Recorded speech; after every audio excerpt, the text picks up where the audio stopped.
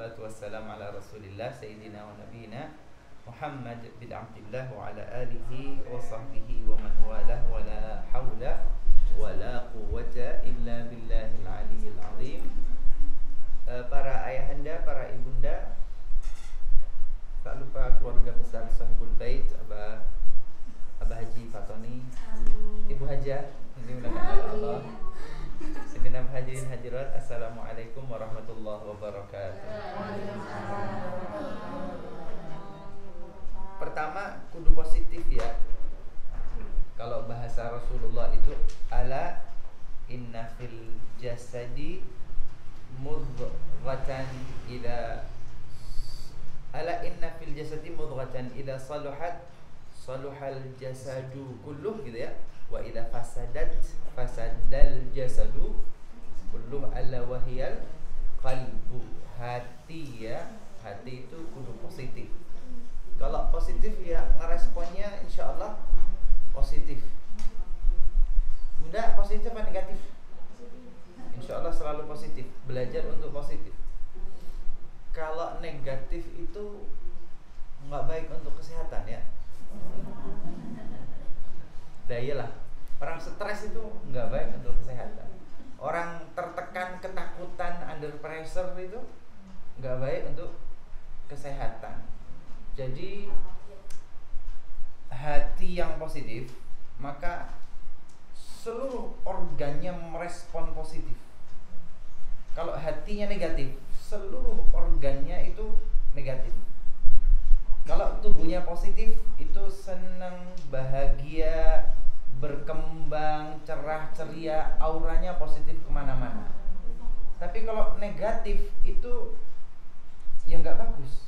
Negatif bisa marah, negatif bisa ngambek, negatif bisa terancam, tularan loh, gitu kan? Itu negatif. Begitu negatif, badan ini merespon negatif, seluruh organ-organnya itu otomatis negatif.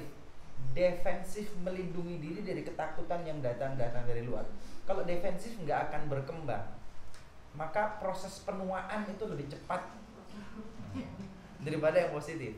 Tapi kalau positif, cerah ceria itu awet muda.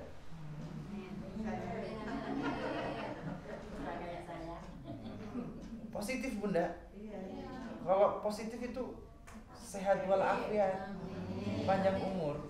Kenapa? Organ-organ yang dari hati positif dia bekerja secara normal, secara baik. Dia hidup, dia berkembang, dia menyehatkan dirinya. Organ-organ dan sel-sel terkecil dalam tubuh itu ketika hatinya positif, dia berkembang, dia hidup, dia segar, dia hidup lah. Tapi kalau hatinya negatif, sel-sel terkecil itu negatif, defensif, melindungi diri, nggak mau berkembang, nggak mau keluar, tapi takut. Itu semakin mematikan sel. Kira-kira begitu ya.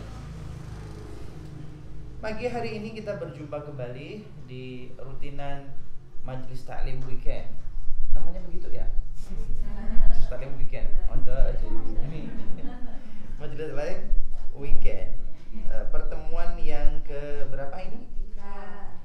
Pertemuan kita yang ketiga. Hari ini hari Sabtu tanggal 1 Safar 1442 Hijriah bertepatan dengan 19 atau 20? 19. Tanggal 1 Safar bertepatan dengan 19 September 2020. Bunda sedikit mengingat kembali apa yang sudah kita pelajari ya. Yang sudah kita pelajari pada pertemuan yang pertama kali adalah tentang logika berpikir seorang muslim ya, muslim logik. Bahwa logika mendasar bagi umat Islam itu ada 4 hal yang kita temui: Al-Quran, Al-Hadits, Al-Athar, yang terakhir Al-Khabar. Al-Quran dari Allah Ta'ala, Al-Hadits dari Nabi Muhammad, kemudian Al-Athar dari para sahabat. 3 ini sami'na wa ata'na, kami dengar, kami taati. Orang Jawa mengatakan sandiko, jauh. Tetapi yang keempat Al-Khabar, kabar, berita, informasi. Bisa benar, bisa salah.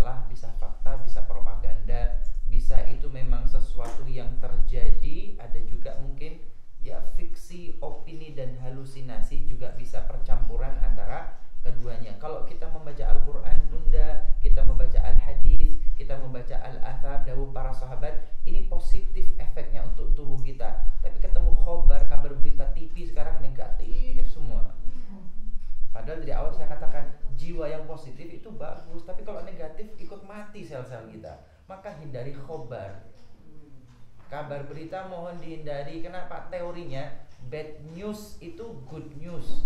Berita yang negatif itu baik untuk pendengar. Maka yang diliput adalah kecelakaan truk tronton. Diliput itu. Tapi orang itu berkendara dengan baik dan benar, kecepatannya bagus sesuai dengan keselamatan, nggak diliput. Gitu ya. Corona gitu ya, dari 1.000 orang yang terjangkit, katakanlah se-Indonesia 1.000 terjangkit, ini yang sembuh 950, 980, yang 980 nggak diberitain, yang meninggal doang yang diberitain, gitu ya. Lo kan 900 lebih nih yang sembuh, kenapa beritain yang 1, 2, 3, 10 doang? Ya itulah teori gitu ya, teori jurnalistik itu bad news, berita yang buruk, yang jelek, yang negatif is good news. Itu adalah berita yang baik untuk pendengar. Maka tidak usah dirungok, cok direken sudah. Pertemuan pertama. Pertemuan kedua kemarin apa Bunda? Tentang siklus kehidupan manusia, fase kehidupan. Oh, kafah dulu. Iya. Kafah dulu atau siklus kehidupan manusia? Kafah dulu. Udkhulu fi silmi kafah? Iya. Iya. Proses masuknya agama Islam. Itu yang pertama. Kehidupan 1, 2, 3, 4, 5, hidup alam ruh, alam rahim. Yang 45 belum, baru 1 sampai 3. Berarti pertemuan kedua kemarin 2 tema. Iya. Udkhulu fi silmi kafah, masuklah ke dalam agama Islam secara kafah totalitas. Bagaimana cara kita totalitas? Caranya dengan belajar ya. Belajar apa Bib? Dari hadis Nabi Muhammad SAW. Belajar tentang rukun Islam, belajar rukun iman, belajar rukun ihsan ya. Rukun Islam yaitu syahadat, salat, zakat, puasa, haji. Ini kemudian generasi ulama selanjutnya akhirnya menulis kitab fikih ya. Kalau kita belajar fikih itu bab wudu gitu ya, membatalkan wudu, kemudian bab sholat, kemudian bab zakat, bab haji dan seterusnya. Itu ilmu fikih, dan ilmu fikih itu merupakan detail dari rukun Islam yang 5 yang Rasulullah SAW ditanya mal Islam, apa itu Islam? Rasulullah menjawab dengan hal tersebut. Kemudian yang kedua rukun iman, iman kepada Allah, malaikat, kitab suci, para nabi rasul. Kemudian yang kelima apa? Yang kelima hari kiamat. Kemudian yang 6 qada dan qadar. Nah ini dipelajari, 6 rukun ini dipelajari dalam disiplin ilmu aqidah atau tauhid atau usuluddin. Mungkin dulu ketika masih sekolah kita belajarnya akidah, akhlak gitu kali ya. Ada ya di sanawiyah gitu ya, pelajaran akidah, akhlak. Ya akhlak itu yang terakhir nanti al-ihsan. Oke. Kalau ini dibelajar semua dengan runtun, sebetulnya kita sebetulnya sudah berusaha meniti jalan menuju Islam yang kafah. Tapi kadang-kadang memang nggak komplit ya. Kadang-kadang belajarnya nggak komplit.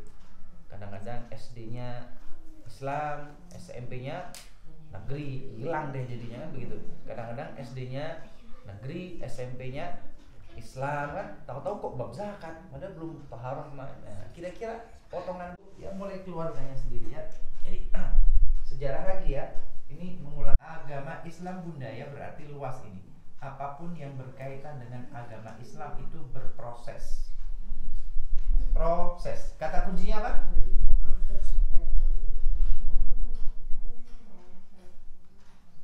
Hashtagnya proses. Rasulullah umur 40 tahun menjadi nabi, menjadi rasul gitu ya. Surat Al-Alaq ayat 1 sampai 5. Wahyu pertama turun. Kemudian Rasulullah berdakwah secara dakwah secara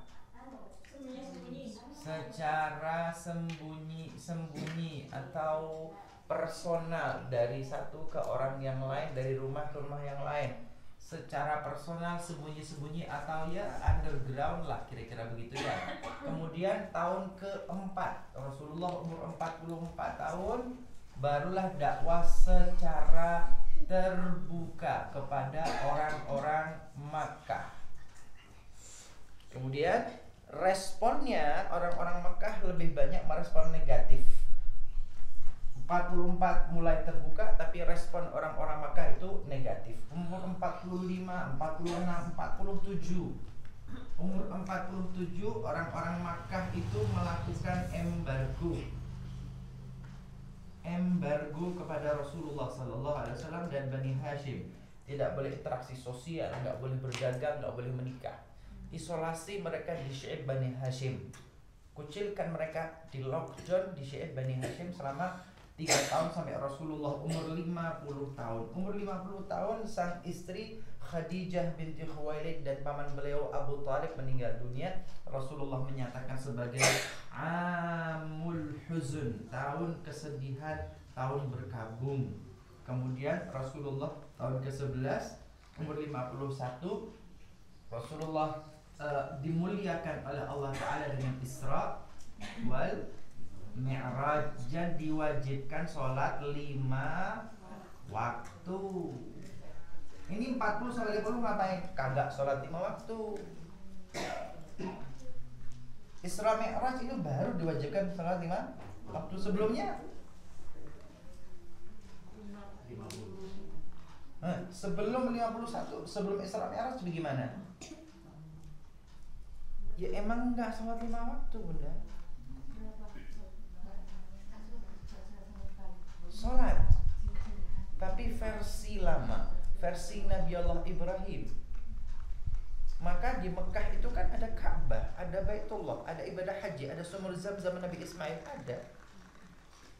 Syariat lama versi Nabi Allah Ibrahim dan Nabi Allah Ismail itu masih ada sampai zaman jahiliyah, tapi terkontaminasi dengan amaliyah-amaliyah jahiliyah. Maka sholat itu sudah nggak begitu penting bagi orang-orang Mekah. Orang-orang Mekah jahiliyah lebih penting nyembah berhala. Mereka juga ibadah haji, tapi ketika haji bukan pakai kain ihram, tapi tanpa selembar benang menutupi tubuh mereka. Dan itu dilaksanakan pada malam hari. Lanjut dulu ya. Bingung ya? Termasuk sholat itu hanya 2 waktu, pada pagi hari dan petang hari 2 rakaat. Itu dilaksanakan oleh Rasulullah sebelum Isra Mi'raj, sebelum ada kewajiban sholat 5 waktu. Sholat 5 waktu itu Allah wajibkan kepada Nabi Muhammad malam Isra Mi'raj, dan itu 10 tahun setelah beliau menjadi Nabi. Umur 51 barulah beliau Isra Mi'raj dan diwajibkan sholat 5 waktu. 10 tahun ini bagaimana, Beb? Sebetulnya 10 tahun ini adalah penanaman akidah. Tema gitu ya, tema perdebatan Rasulullah dengan orang-orang Makkah itu masalah akidah, masalah tauhid. Mau nggak sih mereka syahadat asyhadu an la ilaha illallah wa asyhadu anna muhammadar rasulullah? Kan mereka tidak mengakui Muhammad sebagai Rasulullah. Apa? Nggak mau. Ada la ilaha illallah, tiada Tuhan kecuali Allah. Lu ada Allah, tapi ada juga berhala. 50-50 dong. Dan itu tawaran orang-orang Makkah kepada Nabi Muhammad SAW setelah berlarut-larut konfrontasi dan pertikaian di antara Nabi Muhammad dengan orang-orang Makkah. Orang Makkah yang kemudian menawari, wahai Muhammad, gantian. Ini demi kerukunan umat beragama, toleransi beragama. Hari ini kami akan menyembah Tuhanmu, tapi besok gantian kau sembah Tuhan kami. Turun surat Al-Kafirun. Qul ya ayyuhal kafirun. Katakan wahai Nabi Muhammad kepada mereka, ya ayyuhal kafirun, wahai orang-orang yang kafir, yang ingkar kepada Allah. La a'budu ma ta'budun, saya ini tidak menyembah apa yang kalian sembah, wala antum abiduna ma a'bud, dan kalian semua itu tidak menyembah apa yang sama saya sembah, wala ana abidum ma abatum, sama sekali saya tidak akan menyembah apa yang kalian sembah itu, wala antum abiduna ma a'bud, dan sama sekali yang kalian sembah itu bukan yang saya sembah. Lakum dinukum waliyadin, bagi kalian agama kalian, bagi saya agama saya. Jangan disamakan atas nama toleransi beragama, jangan dicampur adukan. Tema ini kan sudah ada Bunda ya. Tema akidah, tema tauhid, jangan mencampur adukan agama itu sudah ada. Tapi ada usaha-usaha kemarin-kemarin ini ya, nggak boleh kalau pakai kalimat kafir. Wong di Quran ada kok nggak boleh. Bagaimana maksudnya? Ini kok kayaknya radikal jenengan ini, kok radikal? Bukan, tetapi letakkan sesuatu pada porsinya. Rasulullah, ini masih di Mekah ya. Nanti ketika Rasulullah itu hijrah ke kota Madinah, ini kan masih di Mekah nih. Ketika nanti hijrah ke Madinah, Rasulullah itu hidup dengan siapa? Dengan orang Arab Ansor. Arab Madinah disebut kaum Ansor. Juga dengan kaum Muhajirin, mereka orang-orang Islam dari Mekah yang hijrah ke Madinah. Ini Arab. Ada non Arab.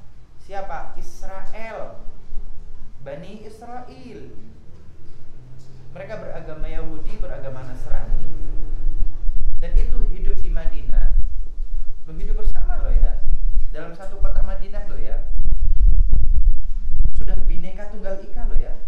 Berbeda-beda agama, berbeda-beda suku, berbeda-beda ras, tapi dalam satu lingkar kota Madinah. Gak usah ngajarin toleransi kepada umat Islam, sudah ngerti, kita sudah paham.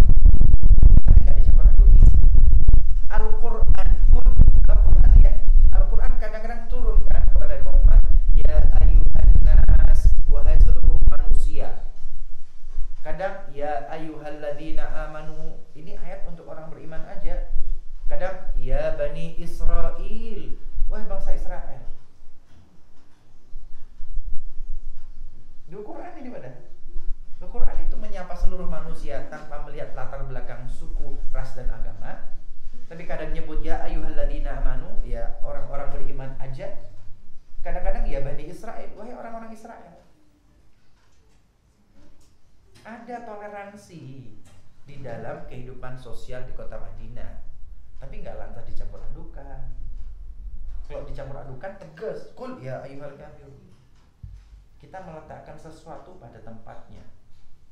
Jangan mau ditipu oleh kata-kata yang seakan-akan bagus, indah dan baik, tapi ternyata menjerumuskan iman dan akidah kita.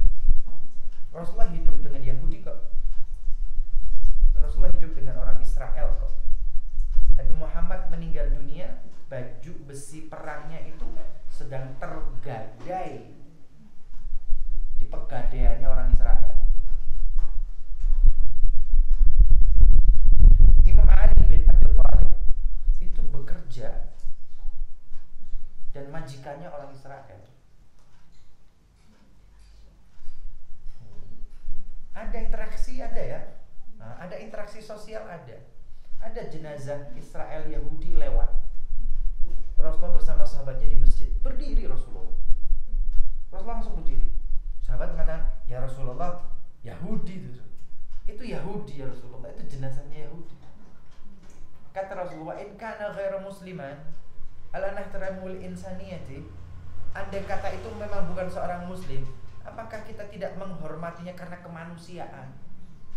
Humanisme itu sudah ada dalam Islam, tapi kita terlalu dangkal mempelajari Quran dan hadis, kebanyakan khobar. Kira-kira begitu ya. Oke, lanjut dulu. Lanjut dulu Bunda. Ini diulangi ya. Ini 40 tahun, 44, 47, 50, 51 Isra Mi'raj. Gitu Bunda ya. Kemudian 51 ke atas ini Rasulullah berdakwahnya tidak kepada orang Makkah, tetapi seluruh jazirah Arab yang datang ke kota Makkah untuk haji dan umrah. Jadi 52, 53, 54 gitu ya. 52 Rasulullah bertemu dengan kira-kira astagfirullah lupa ya. 6 atau 12. 6 orang Madinah. Ini di Mekah ya. Umur 52 tahun setelah Isra Mi'raj, Rasulullah bertemu dengan 6 orang Madinah. 6 orang ini kemudian langsung beriman kepada Rasulullah sallallahu alaihi wasallam. Tahun berikutnya tambah 12 atau 14 orang Madinah. Dan ini tokoh-tokoh Madinah bertemu dengan Rasul di musim haji, menyatakan keislamannya. Tahun berikutnya 40-an. 40 kakak ini, 40 orang atau 40 kepala keluarga Madinah yang menyatakan keislamannya kepada Rasulullah. Kemudian mereka membuka pintu, ya Rasulullah, kalau ternyata engkau sudah 13 tahun di Mekah, dakwah seperti ini tidak berkembang dengan pesat, mereka menutup pintu mereka, ya Rasulullah, tinggalkan Mekah, kami di Madinah siap menerima dirimu. Sebab ini kemudian Rasulullah perintahkan sahabatnya tinggalkan Mekah, hijrah ke kota Madinah. Jadi ada prosesnya Bunda ya.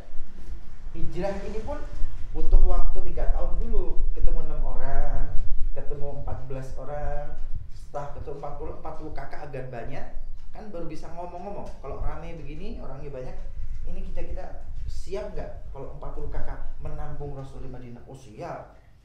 Ringan sama apa? Berat sama dipikul? Berat sama dipikul, ringan sama dijinjing. Ya itu kira-kira begitu ya. Kalau masih 6 orang doang, waduh nggak kuat ya. Masih 14, aduh ya agak usaha. Tapi 40 kepala keluarga, berat sama dipikul, ringan sama dijinjing. Maka 40 kakak ini ya Rasulullah sudah tinggalkan, maka hijrahlah ke Madinah. Maka Rasulullah SAW kemudian hijrah meninggalkan kota Makkah, hijrah ke kota Madinah. Ini periode Makkah.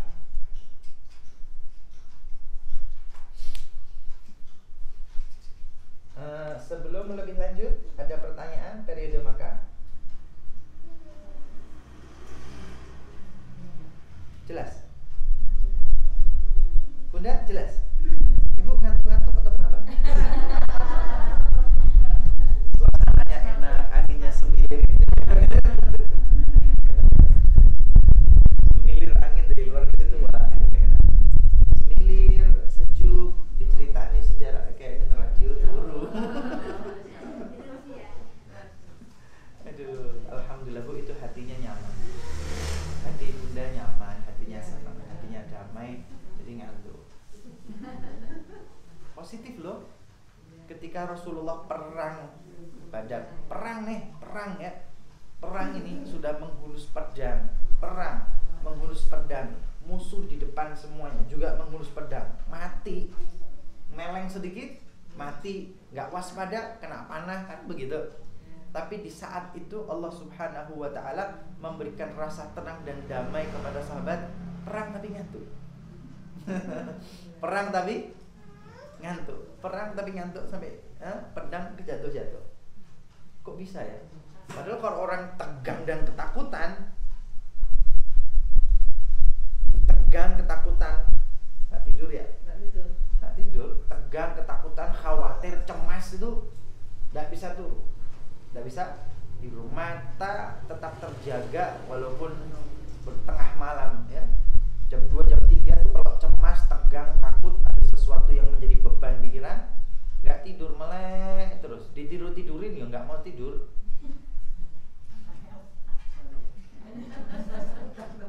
Ada yang pernah begitu? Ada yang pernah begitu? Tapi pernah begitu?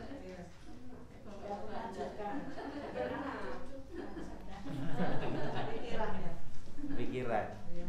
Lu itu sahabat itu perang lo ya, perang mengurus pedang. Di depan mata tuh musuh, ngantelek. Kenapa? Allah berikan rasa damai dan tenang padahal mereka menghadapi kematian. Allah berikan rasa damai dan ketenangan hingga ngantuk. Mereka nggak merasa terancam. Lu padahal ini kudunya mati ini kan, tapi nggak terancam. Sekarang kena berita corona aja tegang. Ada apa? Nggak positif itu. Berita itu nggak positif. Lanjut, periode Makkah beres ya. Bunda sedikit saya ulangi tentang periode Makkah, contoh doang ya. Ini tentang proses. Al-Quran pun berproses. Quran itu nggak langsung tapi proses. Ketika umur 40 tahun, Iqra bismi rabbikal ladzi khalaq. Al-Alaq ayat 1 sampai 5 doang. Selesai. Lah ayat selanjutnya sampai 11 mana? Belum diturunin, 5 doang. Rasulullah dakwah secara personal, secara sembunyi-sembunyi pribadi. Ayatnya adalah wa anzir 'ashiratakal aqrabin. Dan peringatkan kaum kerabat terdekatmu. Kemudian turun surat Al-Mudaththir. Ya ayyuhal mudaththir, wahai orang yang berselimut, qum fa'anzir, bangkit dan peringatkan. Wa rabbaka fakabbir, Tuhanmu Allah Ta'ala besarkanlah. Wa thiyabaka fatahhir, dan bajumu sucikanlah. Wa rujza fahjur, dan kalimat-kalimat yang negatif tidak baik tinggalkan. Wa li rabbika fasbir, dan kepada Tuhanmu bersabarlah. Surat Al-Muzammil. Ya panjang, banyak ayat. Termasuk nanti di antara pertikaian selama bertahun-tahun ini, ajakan orang-orang Makkah untuk berdamai dengan Rasulullah atas nama kebersamaan dan toleransi beragama. Maka direspon oleh Allah Ta'ala, Qul ya ayyuhal kafirun. Kemudian Isra wal Mi'raj, Rasulullah umur 51 atau tahun ke-11 setelah kenabian. Ayatnya apa? Al-Isra ayat pertama. Subhanalladzi asra bi'abdihi lailan minal masjidil haram ilal masjidil aqsa. Oke. Bunda, wahyu yang pertama apa? Wahyu yang pertama apa? Iqra bismi rabbikal ladzi khalaq. Oke. Tapi dalam Al-Qur'an, mushaf Al-Qur'an, ayat pertama apa? Surat pertama apa? Al-Fatihah? Bukan Iqra. Bukan Iqra, kenapa?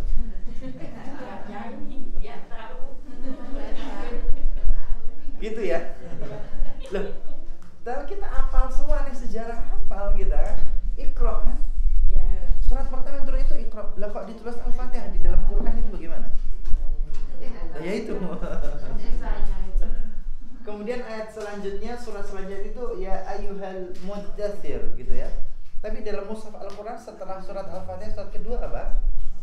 Al-Baqarah. Loh kok enggak Al-Muzammil? Malah Iqra ini juz 30. Juz 30 di belakang gitu ya. Al-Muzammil itu juz berapa? 29 dan 28. Juga di belakang. Padahal dalam sejarah ini pertama-pertama datang ini. Qul ya ayyuhal kafirun ini di pertengahan, tapi letaknya dalam itu juga juz 30 ya. Kemudian surat terakhir di dalam Al-Quran surat apa? An-Nas. Surat An-Nas. Kok begitu ya? Terus ini wahyu ini belum beres loh ya. Kenapa ini periode Makkah? Al-Quran turun selama Rasulullah berada di kota Makkah, maka disebut surah Makkiyah. Surat-surat atau ayat-ayat yang turun ketika Rasulullah masih berada di kota Makkah.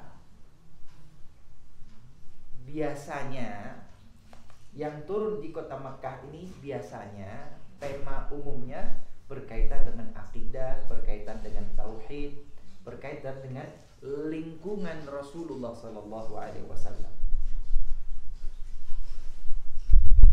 Kemarin Habib sampaikan kan dakwah secara terbuka. Rasulullah mengumpulkan sahabat. Rasulullah mengumpulkan orang-orang Quraisy Makkah di Bukit Safa. Rasulullah di puncak Bukit Safa berdakwah kepada mereka. Mereka terdiam semuanya, nggak ada yang jawab. Yang berani jawab adalah paman beliau Abu Lahab. Tabban laka ya Muhammad, alihada jama'atana. Celaka engkau Muhammad, apakah demi omong kosongmu ini kau kumpulkan kami semua?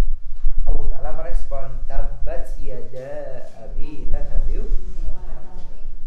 Jadi begini Bunda ya, periode Makkah Allah Ta'ala menurunkan wahyu, menurunkan surat Al-Quran kepada Rasulullah ketika di Makkah. Nah ayat yang turun, surat yang turun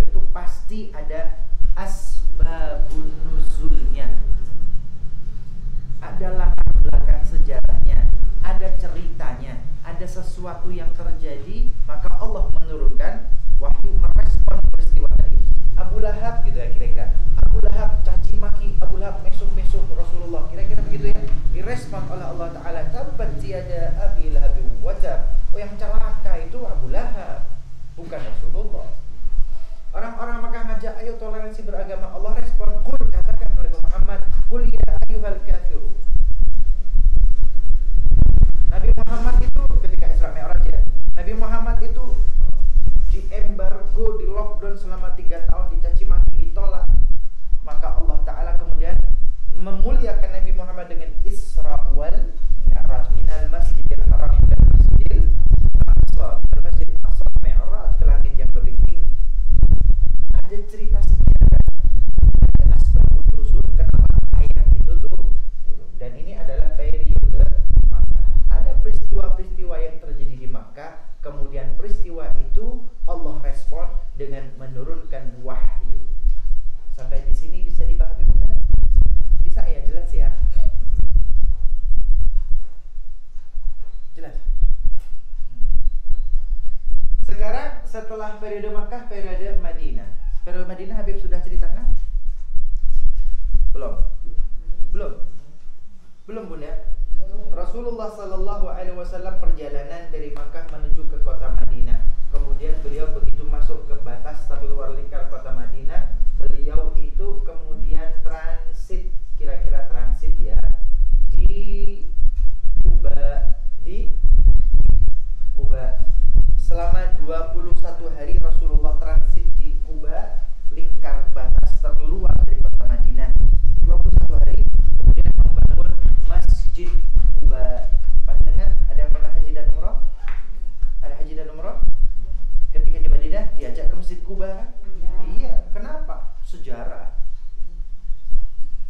Karena ketika Rasulullah hijrah meninggalkan Makkah ke Madinah, tidak langsung masuk kota Madinah, tapi di lingkar terluar kota Madinah. Kemudian membangun Masjid Quba. Belum ada Masjid Nabawi, sudah ada Masjid Quba. La masjidun ussisa ala taqwa, sebuah masjid yang pertama kali dibangun dan atas pondasi ketakwaan adalah Masjid Quba. Setelah membangun Masjid Quba, Rasulullah sallallahu alaihi wasallam kemudian melanjutkan perjalanan beliau, gitu ya. Beliau melanjutkan perjalanan dari Quba, batas terluar, masuk ke kota Madinah. Antara Quba dan Madinah ini dalam perjalanan tersebut ternyata datang waktu zuhur, dan ternyata disitulah Rasulullah sallallahu alaihi wasallam pertama kali melaksanakan sholat Jumat.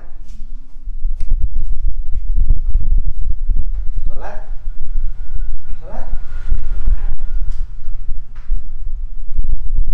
di Mekah. Sholat 5 waktu itu ketika Rasulullah umur 51, 11 tahun setelah jadi Nabi, Isra Mi'raj diwajibkan sholat 5 waktu, subuh, zuhur, asar, maghrib, isya. Kagak ada Jumatan.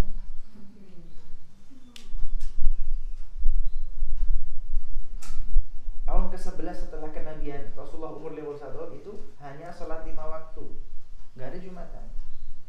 Selama 3 tahun di Mekah ini, setelah Isra Mi'raj 3 tahun di Mekah, ya hanya sholat 5 waktu. Ketika hijrah ke Madinah, transit di Masjid Quba, di Quba ini 21 hari loh ya. 21 hari itu artinya 3 pekan atau 3 minggu. Berarti sudah melewati 3 hari Jumat, tapi juga enggak Jumatan. Setelah meninggalkan Quba, dalam perjalanan dari Quba menuju ke Madinah pusat, Madinah Center, barulah perjalanan itu Rasulullah sholat Jumat, karena turun perintahnya di tengah jalan. Ya ayyuhalladzina amanu, ayatnya ya ayyuhalladzina amanu idza nudiya lis-salati min yaumil jumu'ati fas'au ila dzikrillahi wa dzarul bai'.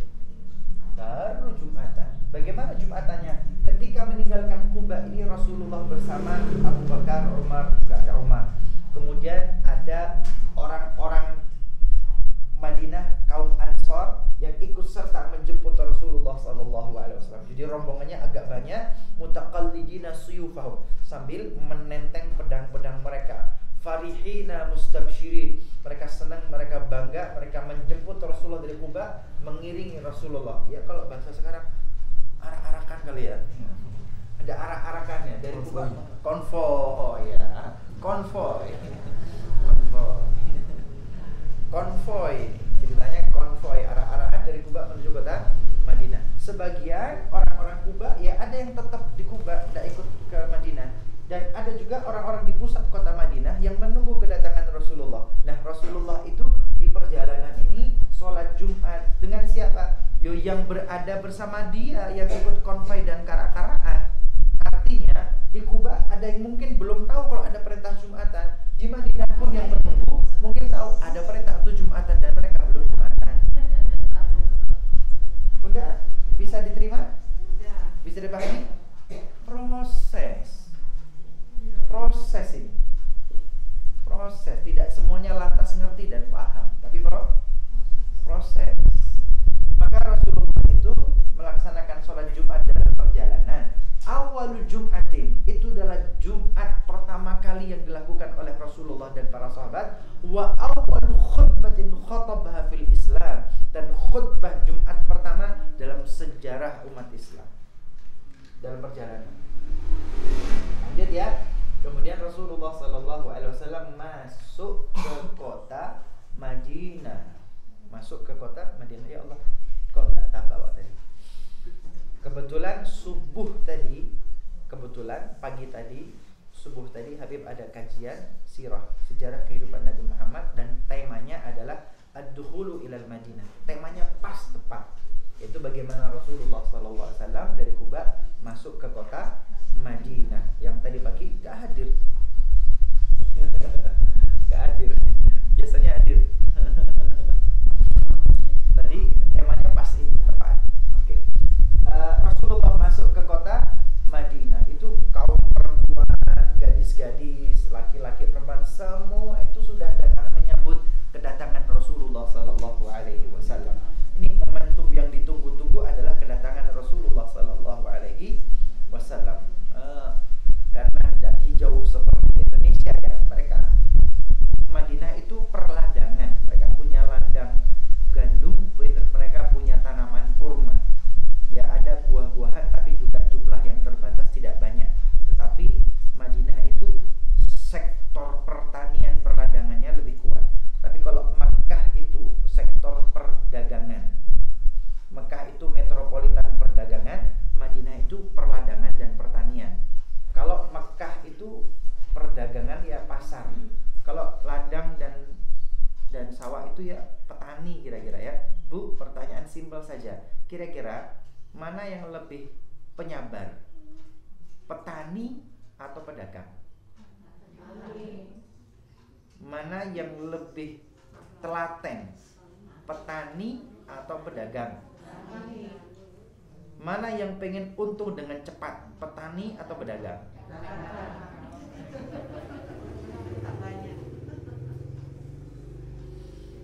Jadi beda karakter Mekah dengan Madinah, karena memang kehidupannya beda.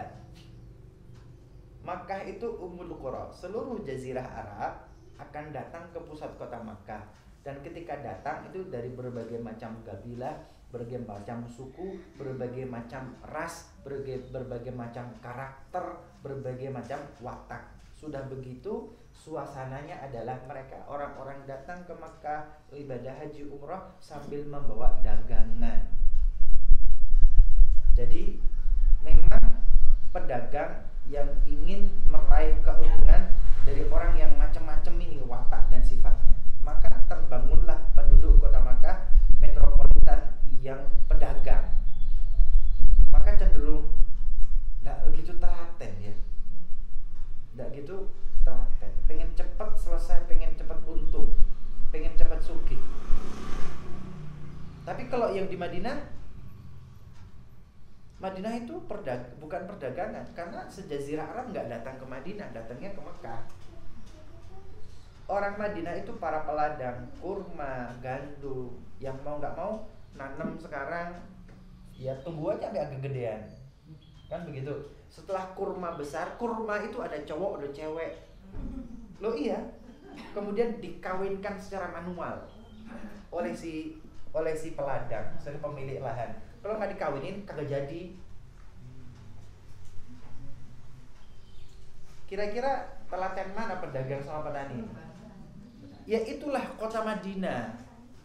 Maka orangnya orang-orang telaten, orang-orang yang kasih sayang dengan alam semesta, orang-orang yang menghargai lingkungannya, orang-orang lah kalau dengan tanaman, dengan ladangnya telaten dirawat, diairi, biar hidup dan berbunga dan berbuah, telaten dengan tanaman, telaten dengan lingkungan, maka tidak heran kalau orang-orang Madinah itu telaten kepada Rasulullah Sallallahu Alaihi. Ini perbedaan orang Mekah dan orang Madinah. Bu, pilih di Mekah atau pilih di Madinah, Bu? Kalau pengen ketemu orang Mekah atau ketemu orang Madinah? Kenapa? Kalau disuruh milih, Bu, pengen hidup di Mekah atau di Madinah? Ibu pernah ke Mekah, pernah ke Madinah, rasanya beda apa enggak? Beda. Ibu ke Mekah dan ke Madinah, rasanya beda enggak? Ketemu orang Mekah, ketemu orang Madinah, beda enggak? Madinah lebih ayem, lebih tenang. Ya, Bu. Kenapa? Aura pedagang sama aura petani itu beda. Oh, panas, Bu ya? Ya.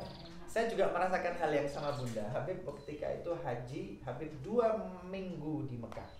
2 minggu di Mekah. Puncak musim haji ketika, kan kalau musim haji puncak ditutup, Mekah itu ditutup, ada askar-askar yang jaga pintu masuk ke gerbang kota Mekah, kemudian ditutup. Kalau sudah puncak musim haji, tutup, nggak boleh masuk. Sudah tutup. Kenapa? Puncak musim haji. Kemudian setelah itu kita akan bergerak kan, setelah tawaf masih di Mekah, kemudian bergerak namanya tanggal 9 itu wukuf ya Arafah gitu ya. Arafah, setelah Arafah kemudian mabit di Musdalifah malam-malam itu ya. Dari situ kemudian bergerak lagi ke Mina, ke kemah-kemah itu kan 3 hari. Kemudian dari kemah kita di Mina, jalan Bu. Jauh. Jauh itu jalannya. Saya ini kemah yang terdekat dengan terowongan Mina. Saya ini kemah terdekat dengan terowongan Mina. Dan ternyata sampai ke lempar jumrohnya itu, Bu, 3-4 kilo. Saya ini terdekat. Terjauh berapa? Terjauh itu 7 km, Bib. Kemah jamaah yang terjauh itu 7 km. Jadi kalau pas hari pertama itu enak ya, subuh ya, panjenengan setelah sholat subuh, setelah fajar, jalan dari kemah ke Jamar itu 7 km. Kemudian pulang lagi 7 lagi 14. Hari kedua, Bunda, ini maksud saya hari pertama afdhal waktunya, afdhal itu fajar. Hari kedua, Bunda, afdhal waktunya zuhur. Afdhal waktunya zuhur, maka seluruh dunia pasti minta waktu yang paling afdhal. Itulah kenapa hari kedua pasti terjadi tragedi terowongan Mina. Pasti. Kenapa? Seluruh dunia 45 juta di satu tempat, di satu terowongan, di satu waktu. Pasti terjadi. Bib, apakah bisa dihalau? Sudah. Para petugas sudah mengatakan, ini waktunya sehari, subuh, zuhur, asar, maghrib, isya, silahkan. Jangan maksa zuhur. Tapi jamaah katakan, loh Bib, haji ini seumur kali, toh. Belum tentu nanti tahun depan saya bisa haji lagi. Maka saya cari yang paling afdol. Loh Bu, iya afdol Bu. Indonesia ini ciri-ciri kuru-kuru. Itu Afrika gede-gede kan gitu. Orang Iran itu kalau sudah bersatu tangannya, orang Turki kalau udah gandengan semua, gede-gede gandengan ketat, jalan itu Bu. Ibu sampluk sudah masa lama. Uang mereka berbarengan jadi satu kok. Jadi satu krek udah kayak udah kayak militer aja. Dan kalau orang Indonesia itu kesenggol, mencelat, jatuh keinjek. Karena 7 juta baris jalan terus gak berhenti. Jadi kalau sudah sandalnya kepidak, gak usah mau cari sudah. Sudah. Jangan nyari sandal sudah kalau kepidak. Nah kalau manusia kepidak juga jalan semua. Dan ibu jalannya bu dari Keman soal 7 km Bogor dengan panasnya Mekah. Kita jangan bu, panas, tidak sanggup, nanti ada dai, nanti meninggal mati keinjek-injek. Tidak apa-apa beb, saya syahid di rumah Allah, saya syahid di tanah suci. Ya Allah, syahid di tanah suci. Ibu bahagia meninggal tanah suci, tapi orang di rumah itu loh. Loh betul memang, itu memang indah. Panjenengan meninggal di tanah suci itu luar biasa sudah. Meninggal di tanah suci ya panjenengan suci, surga. Tidak usah mikir apa-apa sudah. Tidak mikir dosa, tidak mikir masa lalu yang kelam, tidak usah mikir. Meninggal tanah suci surga tok sudah. Jalan tol. Meninggal tanah suci surga, selesai. Apalagi dengan keadaan ihram haji, ya Allah, surga. Ketika dibangkitkan di padang mahsyar, orang lain itu ketakutan, orang lain khawatir, orang lain itu mikir dosanya, tapi yang meninggal tanah suci dia jaminan masuk surga. Kemudian dibangkitkan dalam keadaan mulabbiyan, dia memenuhi panggilan Allah haji, dia jadi tamu Allah di padang mahsyar. Ya eksklusif bu. Maka orang pengen enggak apa-apa biar mati di sini. Aduh, dia mati di sini, yang di rumah itu bagaimana? Kan repot, petugas hajinya repot, ketua rombongannya repot, pemimpin pesawatnya repot. Mau ngomong apa sama pihak yang ada di rumah? Bagaimana menyampaikannya? Bagaimana menyampaikannya? Ya sulit. Walaupun yang bersangkutan enggak apa-apa, saya meninggal dunia di tanah suci Mekah dalam keadaan ibadah. Nanti dibangkitkan di padang mahsyar, saya sedang pakai kain ihram dan saya sedang melakukan ibadah untuk memenuhi panggilan Allah. Luar biasa. Ya memang betul. Surga. Tapi yang di dunia tengah-tengah. Ini kenapa ngomong itu? Madinah sama Mekah ya. Perbedaan karakternya itu loh beda. Karakternya beda. Dari zaman Nabi Muhammad sampai zaman sekarang beda karakternya Mekah dengan Madinah. Oke, Rasulullah salat Jumat ketika dalam perjalanan menuju ke kota Al-Madinah. Begitu Rasulullah sallallahu alaihi wasallam sampai masuk di kota Mekah, disambut oleh seluruh penduduk Mekah. Tartajul buyuta was-sikak. Seluruh rumah-rumah ini, seluruh kampung-kampung orang-orang ini, anak-anak kecil, perempuan, laki, perempuan, semua gegap gempita, heboh menyambut kedatangan Rasulullah sallallahu alaihi wasallam. Semua ini perempuan-perempuan tataghanna, mereka bersenandung, mereka menyanyi, mereka melantunkan tala'al badru alaina min thaniyatil wada' wajaba syukru alaina ma da'a lillahi da. Satu kota Madinah gegap gempita melantunkan qasidah ini. Maka yang tidak pernah baca Tol Al-Badru, Anda tidak kenal sejarah. Enggak main-main Tol Al-Badru itu. Itu bukti ketika orang-orang Madinah itu memberikan tempat terbaik untuk Rasulullah SAW. Mereka menunggu kedatangan Rasulullah sekian lama. Ketika sudah datang gegap gempita heboh. Madinah itu namanya bukan Madinah, namanya kota Yathrib. Namanya itu Yathrib. Tapi gara-gara Rasulullah hari itu datang, tidak ada nama Yathrib, diganti dengan Madinatul Rasul. Ganti nama, bukan Yathrib tapi Madinatul Rasul. Kemudian disangkat dengan Al-Madinah.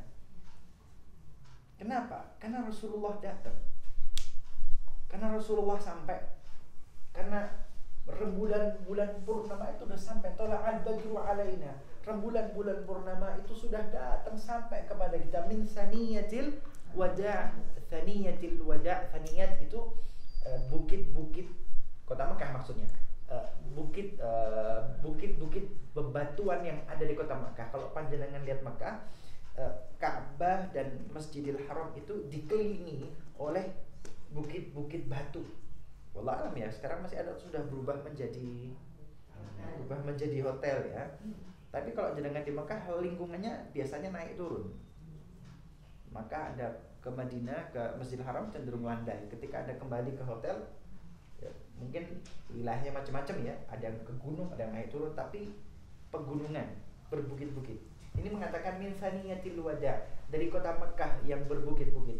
Wajib syukru alaina, wajib bagi kita orang-orang Medan bersyukur kepada Allah. Ma da'a lillahi, ya, selama orang-orang berdoa kepada Allah. Ayyuhal mab'utsu fina, wahai engkau Nabi Muhammad al-mab'utsu fina, yang diutus kepada kami orang-orang Madinah. Jita bil amril muta', engkau datang dengan perintah Allah muta' yang kami pasti akan taati.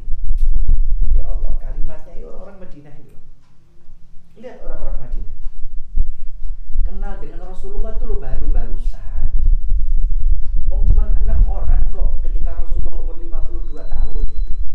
Kemudian tahun berikutnya hanya 14 orang kok. Tahun berikutnya hanya 40 orang saja. Ini baru kenal Rasulullah 3 tahun. Bandingkan dengan orang-orang Mekah, dari lahir di Mekah, kecil di Mekah, dewasa di Mekah. Mereka sendiri yang memberikan nama Muhammad Al-Amin, Muhammad yang amanah, Muhammad yang dapat dipercaya, Muhammad yang jujur, Muhammad adalah pemuda terbaik. Mereka sendiri kok. Tapi ketika menyatakan saya Nabi dan Rasul, berbalik 180 derajat perilaku mereka. Sampai tidak betah meninggalkan Mekah, hijrah ke Madinah. Madinah ini kenal dengan Rasulullah hanya 3 tahun tok, dan itu juga dengar-dengar tok, tidak ketemu langsung. Hanya dengar dari cerita orang-orang ini aja. Tapi respon mereka begitu Nabi Muhammad datang, gegap gempita heboh. Tala'al badru alaina, telah sampai kepada kami rembulan bulan purnama. Ya Allah. Min saniyatil wada', dari tempat-tempat pegunungan yang ia tinggalkan. Wajib bersyukur alaina, wajib kita bersyukur kepada Allah. Dan ini orang Mekah tidak bersyukur sejak kecil sampai dewasa di Mekah. Kok malah diusir-usir? Wajib bersyukur alaina ma da'a lillahi da', selama ada orang yang berdoa kepada ayyuhal mab'utsu fina. Lihatlah, orang Madinah ini menyampaikan kepada, ya ayyuhal mab'utsu fina, wahai engkau yang diutus kepada kami, jita bil amri muta', engkau telah datang dengan perintah yang kami pasti akan taat. Madinah, Bu. Ke Madinah. Nanti ya, setelah Fathu Makkah, setelah Rasulullah, kalau nggak salah perang Tabuk ya, Makkah sudah ditaklukkan, mereka masuk Islam semuanya. Kemudian Madinah otomatis sudah kaum muslimin. Mereka Mekah Madinah bersatu dalam satu pasukan menuju ke Tabuk. Kalau nggak salah perang Tabuk, kalau nggak salah ya. Kemudian selesai ini perang Tabuk, menang dengan gemilang. Rampasan perangnya, ghanimahnya banyak. Orang Madinah kalem. Kenapa? Orang-orang sabar petani. Orang-orang Mekah pedagang, pengen cepet. Loh, karakter itu masih ada, Bunda. Maka ketika Rasulullah mulai membagi-bagikan ghanimahnya, orang Mekah minta terus, minta yang banyak. Dan dikasih oleh Rasulullah. Fulan dari Mekah dikasih, itu dikasih banyak. Mereka minta dikasih terus oleh Rasulullah SAW. Yang orang Madinah tidak banyak omong, diam sabar, kena petani. Tapi dalam hati juga memendam rasa. Lihatlah Rasulullah, dia mulai berpihak kepada kampung halamannya. Dia mulai berpihak kepada orang-orangnya, tanah kelahirannya. Kalimat ini sampai ke telinga Rasulullah SAW. Setelah selesai, semua kembali ke tempatnya masing-masing, ke kemah masing-masing, Rasulullah kumpulkan Ansor.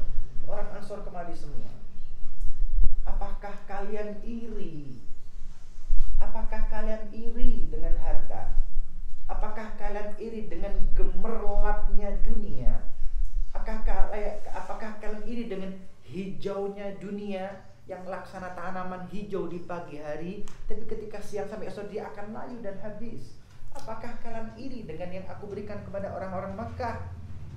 Biarkan mereka orang-orang Makkah pulang ke Makkah membawa harta, tapi kalian orang Ansor pulang ke Madinah, kalian membawa Rasulullah sallallahu alaihi wasallam. Beli harta atau beli Rasulullah? Mana lebih berharga? Harta atau Nabi Muhammad? Mana lebih kalian cinta? Harta atau Nabi Muhammad? Mereka firihalihim, mereka pulang dengan kendaraan mereka penuh dengan harta, tapi kalian pulang ke Madinah, tapi ada bersama kalian Rasulullah sallallahu alaihi wasallam. Kata Rasulullah, laulal hijrah lakuntu minal ansar. Andai kata tidak ada suratan takdir hijrah Mekah ke Madinah ini, andai kata enggak ada suratan takdir, niscaya aku ini tercipta menjadi orang Ansor, tidak menjadi orang Mekah. Allahumma rahmil Ansor, kata Rasulullah, ya Allah rahmati, sayangilah orang-orang Ansor. Semua tertunduk meneteskan air mata. Mereka pulang. Radina bi Rasulillah sallallahu alaihi wasallam. Kami ridho. Kami ridho. Bagian kami adalah Rasulullah sallallahu alaihi wasallam.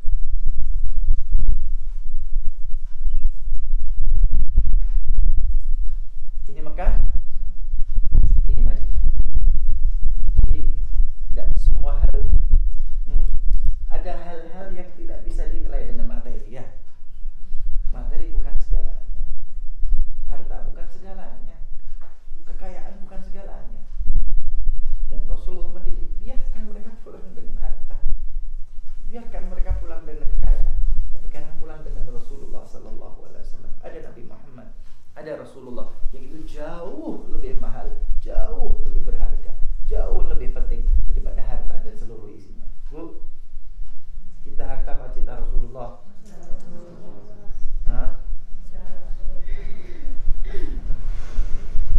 Nggak bisa dihargai kalau Nabi Muhammad ini. Baik, lanjut ya. Rasulullah masuk ke kota Madinah dengan tola al-badru alaina yang gegap gempita oleh orang-orang Madinah. Kemudian nama lamanya adalah Yathrib. Nama lamanya adalah Yathrib. Begitu Rasulullah sampai diubah, bukan Yathrib tapi Madinatul Rasul sallallahu alaihi wasallam. Ini bentuk bagaimana orang Ansor itu memuliakan Nabi Muhammad setinggi-tingginya. Yathrib diubah, dia Madinatul Rasul, kotanya Rasul, kotanya Rasulullah sallallahu alaihi wasallam. Biar orang-orang Mekah itu lo dengar. Orang Mekah itu loh yang kalau bahasa Jawa mungkin menguyoyo Nabi Muhammad sallallahu alaihi wasallam, menyanyiakan Nabi Muhammad, biar orang Mekah itu tahu bahwa Nabi Muhammad sudah punya tempat di Yathrib, dan bukan Yathrib tapi Madinatul Rasul, kotanya Rasulullah sallallahu alaihi wasallam. Disingkat dengan Al-Madinah. Kemudian Rasulullah sallallahu alaihi wasallam masuk ke kota Madinah. Tidak ada penduduk dari Madinah kecuali ketika Rasulullah masuk ke kota Madinah, mereka mempersilakan, ya Rasulullah, halumma, bahasa Arabnya, halumma ilal adadi wal uddati was silati was silahi wal aman. Kalimatnya begitu kira-kira ya. Halumma ilal adadi wal uddati was silah wal aman. Ya Rasulullah, ayo monggo silahkan, tafadhal, silahkan kepada kami kalau keluar ke rumah saya. Kalimatnya al-adad itu ya harta kekayaan, al-iddah persiapan kehidupan, wasilah senjata, wal aman dan rasa aman dan ketenangan. Ini istilah ya, istilah untuk mempersilahkan orang lain untuk datang ke rumahnya, tinggal di rumahnya. Kalau padanan katanya orang Jawa, monggo pinara. Lihat, kira-kira kalau orang Jawa mempersilahkan kan, monggo pinara, monggo ten gubuk kulo, gitu ya. Emang bener rumahnya gubuk? Rumahnya bener-bener gubuk dari bambu nggak? Enggak ya, rumahnya nggak ada gubuk, rumahnya dari tembok. Tapi kan istilah dia pakai monggo ten gubuk kulo, ya nggak gubuk beneran. Istilah, ya kira-kira begitu. Mereka punya istilah halumma ilal adati wal iddati wasilah wal aman. Itu istilah. Monggo ten gubuk kulo, ya maksudnya mampir ke rumah. Bukan berarti rumahnya gede di tengah sawah, ya enggak. Istilah. Kemudian monggo pun saenten-entenipun kan gitu. Ya seadanya. Padahal segalanya ada. Itu istilah. Sama, mereka di zaman itu orang-orang Arab Madinah juga punya istilah mempersilahkan Rasulullah, monggo ya Rasulullah pinara ten griya kula, monggo Rasulullah ten gubuk kula, al-adat ten gubuk kula, wal iddah wasilah. Al-iddah itu monggo saenten-entenipun, kira-kira begitu. Artinya saya siap dengan rumah saya siap dengan harta saya siap dengan jamuan yang ada di rumah saya. Itu bentuk akhlak orang Ansar kepada Rasulullah SAW. Dan setiap Rasulullah melewati satu pekarangan rumah, satu kebun, ini pemainnya sudah di depan. Ya Rasulullah, monggo pinara. Ya Rasulullah ten gubuk kula. Ya Rasulullah monggo saenten-entenipun. Bahasa Arabnya tapi al-iddah halumma ilal adati wal iddati wasilati wal aman. Tapi Habib terjemahkan dengan bahasa Indonesia atau Jawa yang maksudnya begitu. Monggo ya Rasulullah pinara ten griya. Ya Rasulullah ten gubuk kula mawon. Ya Rasulullah niki saenten-entenipun monggo. Artinya mereka orang-orang yang berakhlak mulia. Mereka tuh orang manusia yang berakhlak, tahu toto kromo, tahu unggah-ungguh. Dia yang petani di desa dengan sawah. Nah, orang kota corona rumahnya di depan rumah sudah di stop sudah dari depan sudah di stop sama security-nya, mau masuk disemprot dulu. Ya Allah, kehilangan keramahan sebagai umat Islam, kita kehilangan akhlak kita sebagai umat Islam dan orang Jawa, kita kehilangan toto kromo kita kehilangan unggah-ungguh kita. Dan itu semua gara-gara khobar. Itu semua gara-gara khobar. Ya, kalau belajar hadis, belajar Quran, kita diajarkan yang mulia, yang positif, yang baik. Ketemu khobar jadi negatif, jiwanya negatif, khawatir mati, sikapnya jadi negatif, lingkungannya jadi negatif semua. Terus kalau negatif semua, yakin cepat mati. Lah iya, karena negatif, sel-sel Anda negatif. Lo sel-sel negatif itu perilakunya jadi negatif, takut sama orang, jadi ketularan, lingkungannya jadi negatif, pokoknya semua jadi negatif. Lo semuanya negatif ya sel mati. Tapi kalau positif, ya Allah Bu, ngaji mawon nggih. Sekarang kita Rasulullah masuk dengan kendaraan beliau unta al-quswa, unta putih bersih namanya al-quswa, dulu nama al-quswa, jalan. Setiap rumah, setiap warga monggo ya Rasulullah ten griya, monggo pinara gitu ya. Rasul mengatakan khalluha ala sabiliha innaha, Rasul mengatakan biarkan unta ini berjalan sendiri karena innaha musayyar, dia dikendalikan oleh Allah Subhanahu wa taala. Unta itu terus berjalan dan semua orang mendampingi, penasaran ini gimana berhentinya. Kenapa? Semua berharap rumahnya lah yang ditunjukkan Rasulullah SAW. Semua berharap ya Allah, ya rumah saya, semoga rumah saya di tempat Rasulullah. Kemudian ternyata faburika, tiba-tiba kendaraan Rasulullah berhenti dan kemudian apa istilahnya? Kalau unta berhenti kemudian dia duduk. Apa istilah Indonesianya? Parkir. Untanya jalan kan berarti berjalan ya. Kemudian berhenti, kemudian dia duduk. Apa bahasanya? Parkir. Apa bahasanya? Ya kalau parkir kan untuk kendaraan gitu ya, parkir untuk kendaraan gitu ya. Apa kalau hewan apa? Ngeres.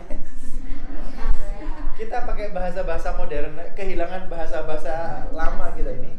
Apa kalau apa sih? Hewan kalau jalan kemudian berhenti kemudian dia duduk, apa namanya? Enggak.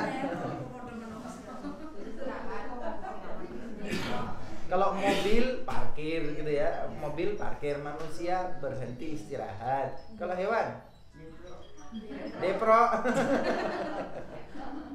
Depro. Ya kira-kira depro gitu ya. Berhenti dan duduk. Hewan itu duduk, tapi kemudian setelah berapa lama berdiri lagi. Enggak jadi depro, enggak jadi ngeres. Berdiri lagi kemudian jalan ke depan, ternyata putar balik. Putar balik, kemudian berhenti di tempat yang awal tadi, duduk lagi.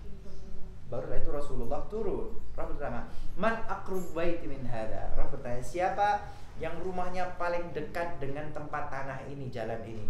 Ternyata Abu Ayyub Al-Ansari. Ana ya Rasulullah aqrab bait. Ya Rasulullah, saya yang rumahnya paling dekat. Dia adalah Abu Ayyub Al-Ansari. Maka Abu Ayyub mempersilahkan Rasulullah masuk. Monggo ya Rasulullah, dan kulo masuk ke rumahnya Abu Ayyub Al-Ansari. Rasul mengatakan warrajulu ma'a rahilati. Ketika Rasul dipersilakan masuk, Rasulullah mengatakan kepada Abu Ayyub, ar-rajulu ma'a rahilati, seseorang itu bersama kendaraannya. Di depan parkir sana itu, kan? Maka kemudian As'ad bin Zurarah yang kemudian mengambil unta Rasulullah, dibawa ke belakang. Dibawa kemana? Ke garasi, bilang ke garasi. Yang enggak garasi. Apa? Kandang. Masih ada kandang. Untung enggak bilang garasi. Sudah enggak melihara kambing, meliharanya mobil, jadi punyanya garasi. Dibawa ke belakang. Masuk kandang sih?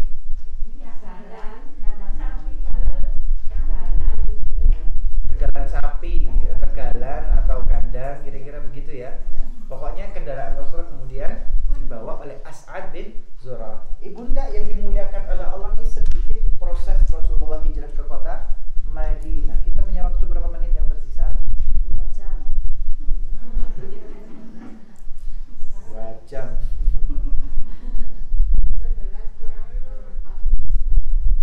Sudah berapa menit, Bunda? Sudah hampir 1 jam, Bunda.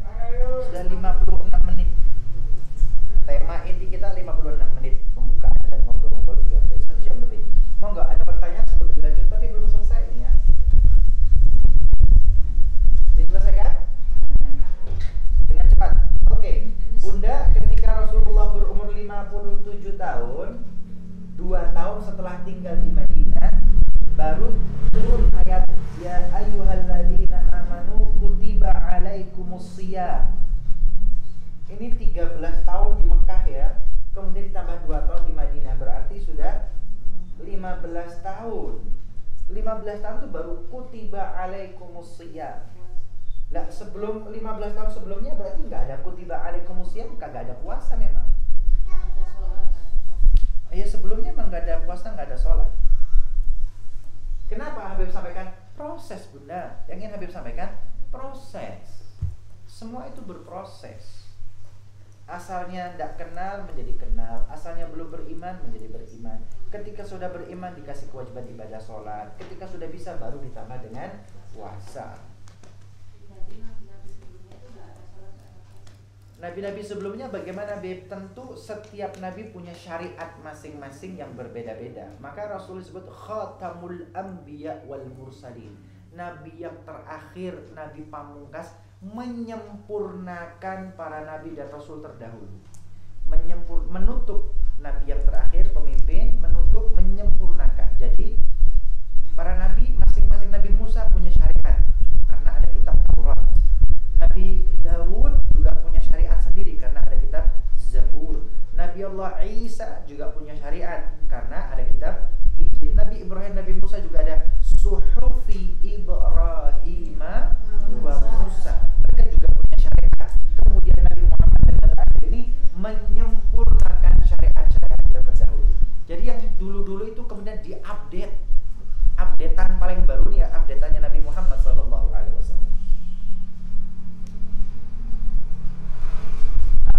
Ada, tapi versi lama. Ini Rasulullah datang dengan syariat terbaru, diupdate kepada syariat yang terbaru. Bunda, ini puasa.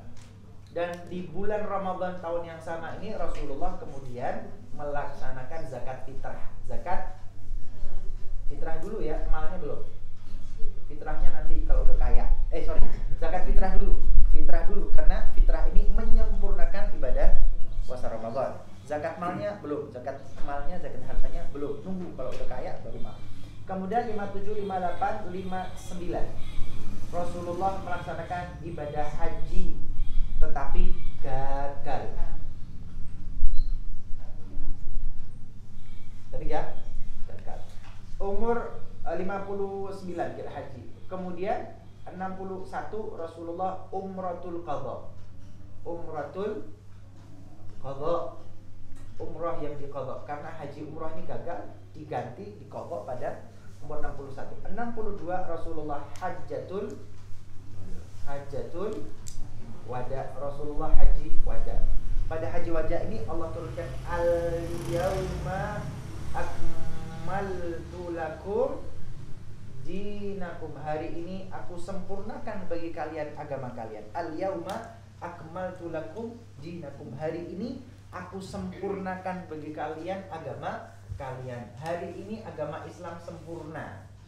Ini wahyu terakhir yang turun kepada Rasulullah sallallahu alaihi wasallam. Surat Al-Maidah ayat berapa? 3 atau 5 itu?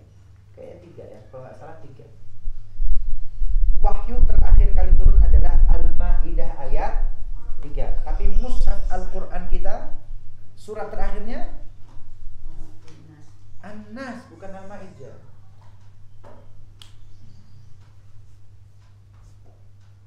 Oke. Bunda, yang ingin Habib sampaikan bahwa sejarah agama Islam proses. Syariat Islamnya, haji, zakat, puasa, seterusnya berproses sesuai dengan sejarah. Al-Quran pun berproses. Kenapa? Karena turunnya sepotong-sepotong, sedikit-sedikit selama 22 tahun lebih. Dan sesuai dengan peristiwa yang terjadi. Jadi bukan berarti langsung ya Nabi Muhammad di Gua Hira ini Al-Quran komplit, Al-Fatihah, Al-Baqarah sampai Anas. Enggak begitu. Ternyata berproses sepotong-sepotong, sesurat-sesurat sampai al-yauma akmaltu lakum dinakum. Oleh sebab itu, ketika sudah diwajibkan puasa Ramadan, setiap tahun bulan Ramadan Rasulullah itu yatadaras ma'a Jibril. Rasulullah itu tadarus dengan malaikat Jibril. Kenapa tadarus, Beb? Iya, mengurutkan ayat Al-Quran yang turunnya sepotong-sepotong dan tercerai-berai. Mengumpulkannya itu bersama malaikat Jibril, tadarus. Bukan kayak kita ya, kita tadarusnya udah beres kan begitu kan. Kita ini tadarusnya udah beres, ini Al-Fatihah, ini Al-Baqarah, tinggal baca doang. Tadarusnya Jibril dengan Nabi Muhammad mengurutkan.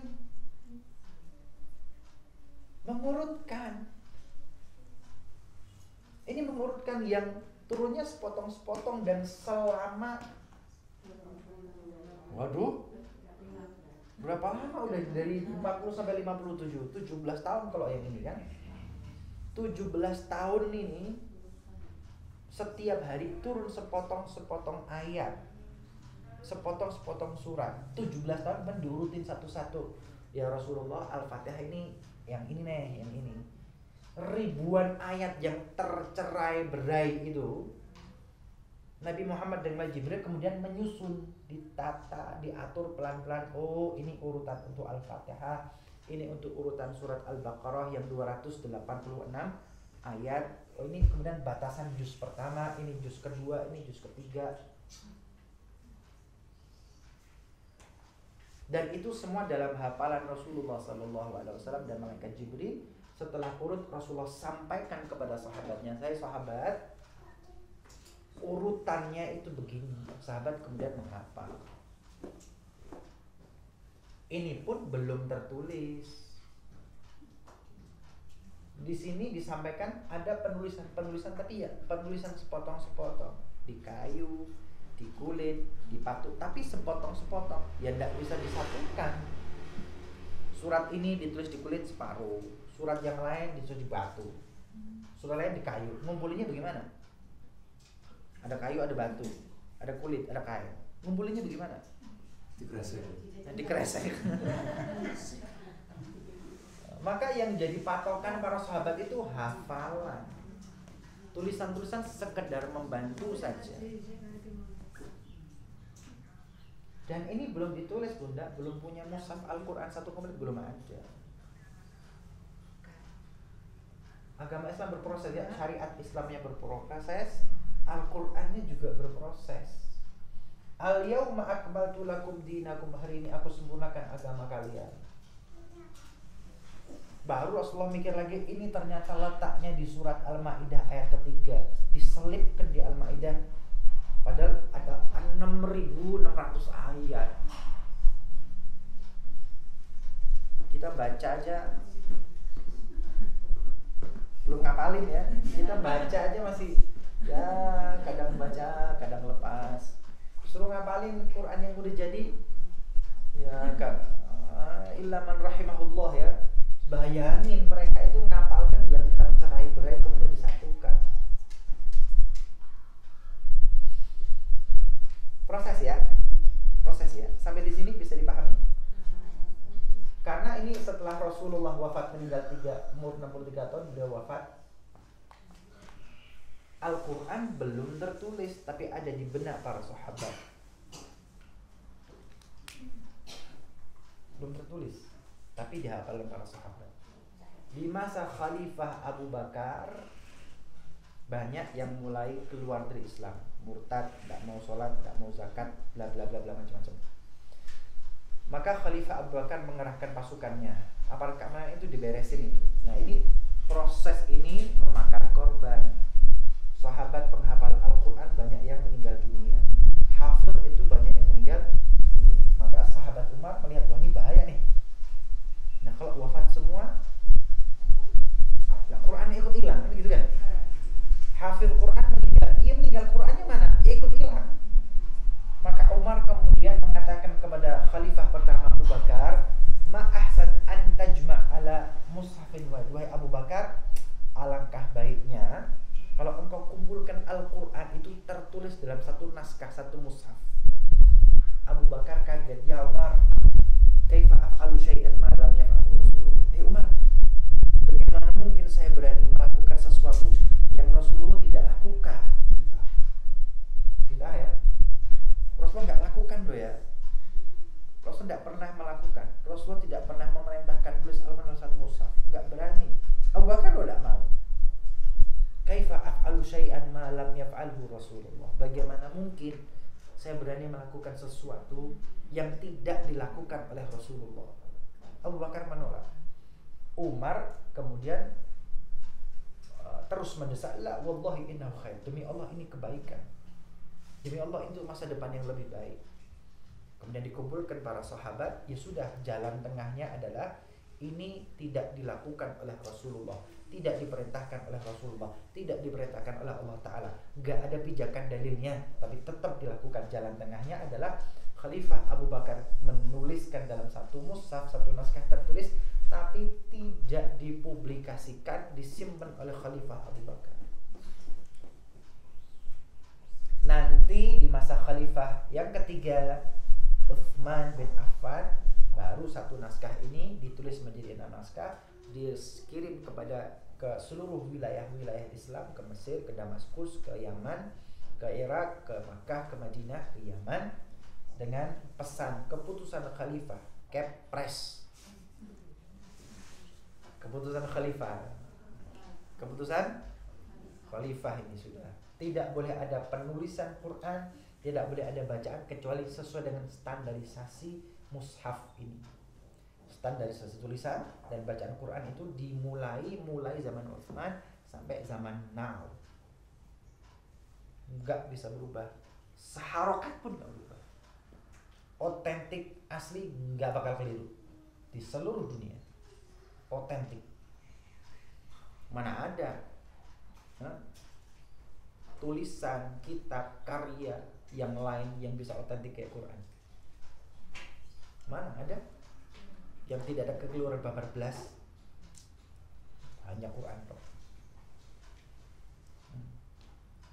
Hanya Quran. Baik, ini masih proses ya.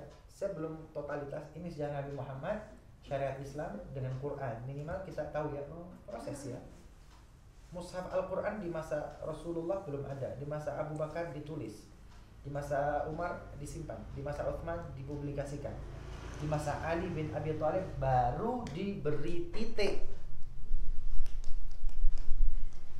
Sebelum masa Ali bin Abi Thalib, bismillahirrahmanirrahim, huruf hijaiyah itu ya tanpa titik.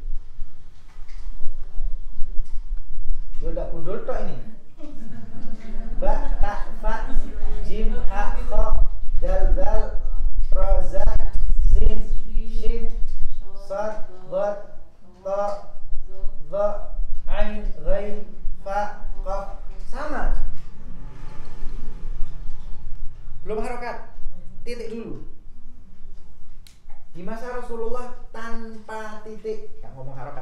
tanpa titik. Di masa Rasulullah tulisan Arab itu tak bertitik. Di masa Khalifah Abu Bakar tak bertitik, masih ditulis doang. Di masa Utsman diperbanyak menjadi 6 naskah tapi tanpa titik, tanpa harokat. Di masa Ali bin Abi Thalib baru Imam Ali perintahkan Abul Aswad Ad-Duali kasih titik. Kenapa? Kenapa? Kalau dulu Rasulullah itu dakwah kepada orang-orang Arab, para sahabatnya orang Arab asli. Di masa Khalifah Abu Bakar Arab aslinya masih banyak. Masa Khalifah Umar Utsman Arab aslinya banyak. Mulai muncul generasi baru dari Maroko itu Afrika, Mauritania itu Afrika Utara, Mesir itu Afrika Utara. Kemudian Iran itu bukan Arab, Turki itu bukan Arab, tapi perbatasan, mereka non Arab yang mulai masuk Islam. Di masa Ali bin Abi Thalib, mereka yang berbatasan dengan negara-negara Arab tapi bukan Arab. Mereka berbatasan dengan wilayah Jazirah Arab tapi bukan Arab. Mereka masuk Islam kerepotan. Ini batasannya mana nih? Ayo, mana yang batasan? Mana batasan? Belum keras semua. Jim Hakho mana coba? Jazal mana coba? Nggak bisa bedain. Orang Arab bisa, non Arab nggak bisa. Sama dulu leluhur kita Hono Coroko bisa, bahasa Inggris nggak bisa. Orang sekarang bahasa Inggris bisa, Hono Coroko nggak bisa. Kenapa? Karena nggak dipakai. Orang Arab pertama kenapa bisa tanpa titik, tanpa harokat? Karena dipakai, dan itu bahasa mereka. Kita orang Jawa tapi nggak bisa Hono Coroko. Kenapa? Karena nggak dipakai. Kita orang Jawa, kok bisa bahasa Inggris? Karena dipakai. Ini kira-kira begitu. Lo kenapa tanpa titik, tanpa harokat kok orang Arab bisa? Karena dipakai. Kita orang Jawa, kenapa nggak bisa aksara Jawa? Karena nggak dipakai. Kita orang Jawa, kok bisa bahasa Inggris? Karena dipakai. Mereka kok bisa, Beb? Ya, generasi pertama para sahabat, orang Arab pertama, tanpa titik. Di masa Imam Ali bin Abi Thalib, beliau perintahkan kasih titik itu. Abul Aswad Ad-Duali kemudian, bak itu 1 titik di bawah. Kalau tak, 2 titik di atas. Kalau tak, 3 titik di atas. Nah, ini mulai masa Ali bin Abi Thalib. Ini pun belum pakai harokat, baru dikasih titik. Fathah, kasroh, dhamma, fatatan, kasrotan, dhammatan, kemudian sukun, tasydid, belum ada semua. Mereka bisa karena dipakai. Karena dipakai. Setelah Abul Aswad Ad-Duali kasih titik, mulai deh.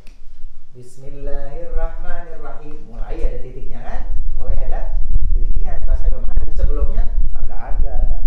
Belum ker doang. Masa Imam Ali baru dikasih titik. Nanti di dinasti Bani Umayyah, Al-Khalil bin Ahmad Al-Farahidi. Al-Khalil bin Ahmad Al-Farahidi yang kemudian memberikan harakat. Mana itu kasrah, mana itu sukun, mana itu fathah, mana itu sukun, mana dhammatain, mana kasratain. Itu di masa Al-Khalil bin Ahmad Al-Farahidi di dinasti Bani Umayyah 100 tahun lebih setelahnya. Yang ingin Habib sampaikan proses, maka hashtagnya adalah proses. Dan tidak semua ini ada di zaman Rasulullah SAW. Banyak hal yang di zaman Rasulullah tidak ada, kemudian menjadi ada sesuai dengan kebutuhan masyarakat saat itu. Maka aneh kalau nggak mau ada perubahan. Bisa sesuai Nabi Muhammad. Oh ya, tulis Quran, lungker-lungker kafe. Bukan hanya melungker kafe, tidak ditulis. Ayo. Kudu apa? Kudu apal. kudu apal. Aduh. Cek ruwet agama Islam ini ya.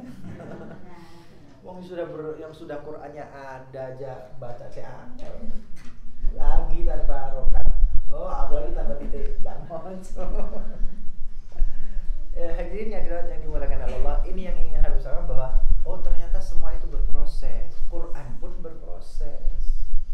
Gak tiba-tiba di zaman Nabi Muhammad malaikat Jibril, Nabi Muhammad ini Quran komplit jadi satu ya, Fatihah sampai An-Nas ya, plus harokat plus titik, tinggal baca toh. Oh nggak begitu. Prosesnya jauh, bertahun-tahun, puluhan tahun, dan melibatkan Rasulullah, melibatkan Jibril, melibatkan Khulafaur Rasyidin, melibatkan para sahabat, melibatkan para alim ulama salafun salih. Jangan pernah lupa, engkau punya guru. Gak langsung, saya langsung ke Quran, langsung ke hadis, ketemu Nabi dah. Ini proses peradaban manusia yang melibatkan para alim ulama. Jangan kacang lupa kulitnya dong. Bisa baca Quran kemarin, ente bisa baca Quran karena ada yang meletakkan titik, karena ada yang meletakkan harokat, karena Khulafaur Rasyidin mau menuliskan dalam mushaf dan mau dipublikasikan. Kalau tanpa itu semua, Quran dari mana? Dari Nabi langsung? Dari Jibril? Oh, melibatkan alim ulama, para penghafal Quran, para penulis wahyu. Oh, melibatkan salafun salih. Maka judulnya proses.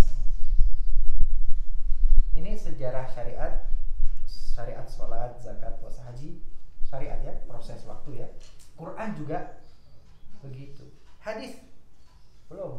Hadis belum masanya. Hadis belum di sini, masih jauh. Oke, ini selayang pandang dulu. Wallahu ta'ala a'lam bis-shawab. Semoga menjadi ilmu yang benar. Wal 'afwu minkum. Wassalamualaikum warahmatullahi wabarakatuh.